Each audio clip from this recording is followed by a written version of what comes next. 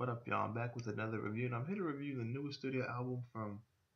No, I'm here to review the newest studio album from. Okay, it's Murs. I'm here to review the newest studio album from him. Okay, Murs. Damn it. I'm here to review his newest studio album, A Strange Journey into the Unimaginable. His album Captain California dropped last year. Oh yeah, his strange music, by the way, with Tech Nine and all those dudes over there. It was strange music.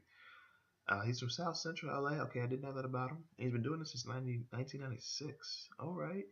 And he's 40. I had a feeling he was an older rapper, not gonna lie. But yeah, his last album in 2017, Captain California, was, it got a lot of praise, at least in the underground. Like, it was highly critically acclaimed, and I was mad at myself for not reviewing it. I listened to some of it, but I didn't get through the whole thing, and I liked what I heard. So I was like, "Damn it, why didn't I review this?" It was mainly because I just felt like, "Damn it, I'm late on it." Which a lot of these reviews you're about to see on this channel, like these next like 5 or 6, I'm late on, but I didn't have a problem getting to those. So it's like, why did I have a problem getting to that? I was like, but yeah, very highly critically acclaimed. Rated as one of the best hip hop albums of 2017. Not just in the underground, but just period. So I was like, damn it, and I didn't even get it on my channel, but I'm getting this one on my channel, damn it. And let's go ahead and get right into this. The first track, The Unimaginable, featuring robots and balloons. I believe it was robots and balloons. Unless my handwriting is that damn awful. I think it says robots, but I know that second word is balloons. All right. This was just a very peaceful way to start an album. I was like, yo, I dig this. Like, you got acoustic guitar here, and everything's just chill. And it's like,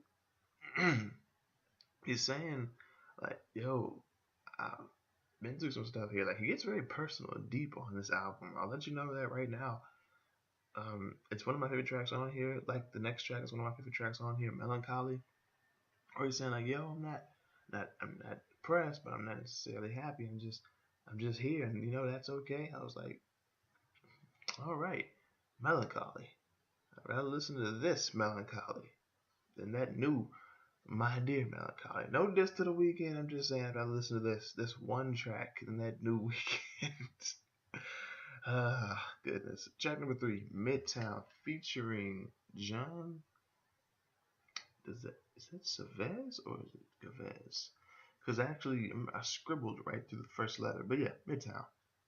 Saying like, yo, Midtown, that's where I'm from, and like we gotta unite because they're about to take shit right from under us if we don't. Like, you ain't gotta like them people from across the street or down the block, but like, just don't fuck with them and don't fuck with them. Like, that's what he's saying here. Track number 4, same way.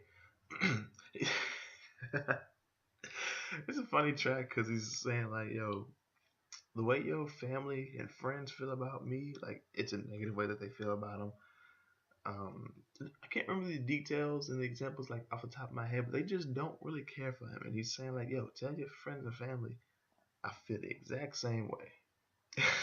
Like, damn.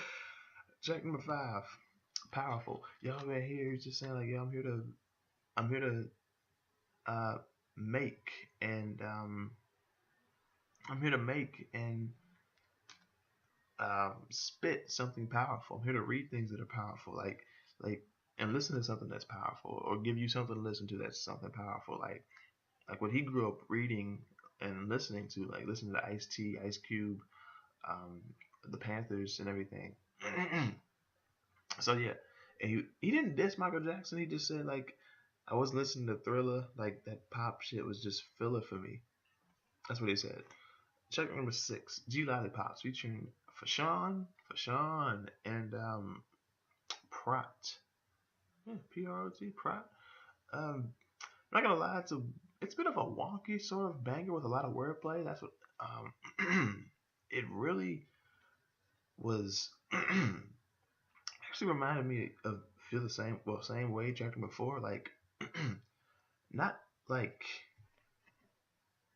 it sounds similar, but it gave me a different vibe. It was a change of pace, sort of, for this album.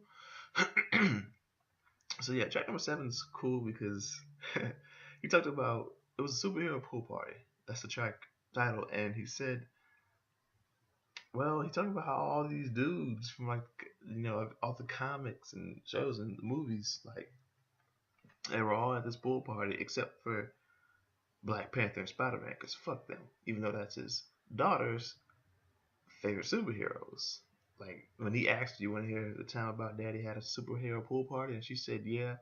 And he said, "Who you want to be there?" I think that's how he put it. Who do you want to be there? And she said, "Black Panther and Spider Man." He said, "Fuck them, they weren't invited."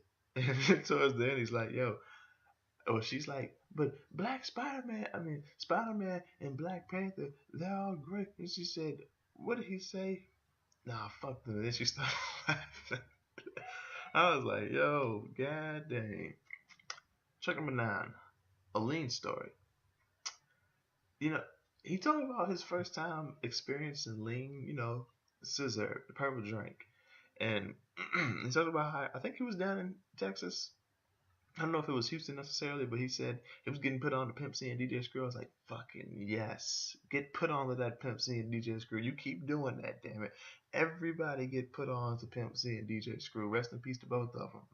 My goodness. But yeah, it was it was just a fun story. Like just to hear this story, I was like, damn.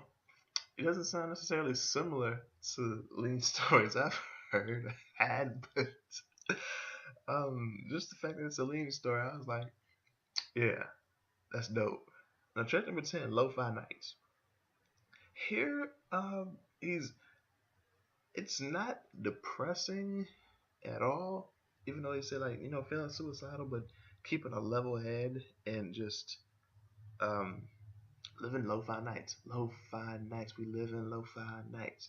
And this was a lo-fi beat, but it wasn't like the way Earl was on I Don't Like Shit, I Don't Go Outside. Or the way Triple X can get sometimes. Or the way Mick Jenkins got on his, not his last EP, but the EP before this most recent one. So yeah, track number 11. So close so far. Here he's just talking to his significant other saying like, yo, love, like we love each other and we're getting better, like we're getting there, but we know this thing takes work, but we can make this work, which leads into well, after this track it kind of leads, it's kind of playing off this track. We'll get into that. Track number 12, Celebration. We'll celebrate. One of my favorite tracks on this album without question. Here he's just reminiscing on life back in the day. Like getting into weed and drugs and the music of the time, like I think he said Snoop Dogg and De La Soul, and how I think it was his old girl at least. He had this old girl, and he wanted this bike, and he was just living a still life, so he was trying to celebrate it. I think here's when he talked about how he had this girl found out that he was selling weed, so she said like pass your girl a blunt. He said if you meet me at the park after school or something like that, we can lace one up, and yeah, just remembering still life, saying like sometimes it's better than real life. So it's like, damn, you agree with that? And it's like, I mean, I'm still young. I'm 21, but it's like I feel like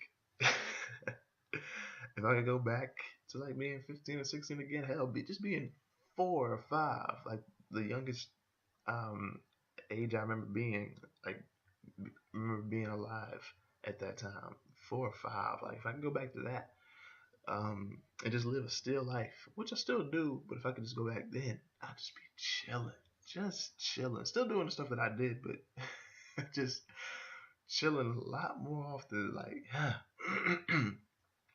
just reminisce and celebrate the still life while you still have it. Track number 13, vows. Here it was a lot of jokes. There was some seriousness here too.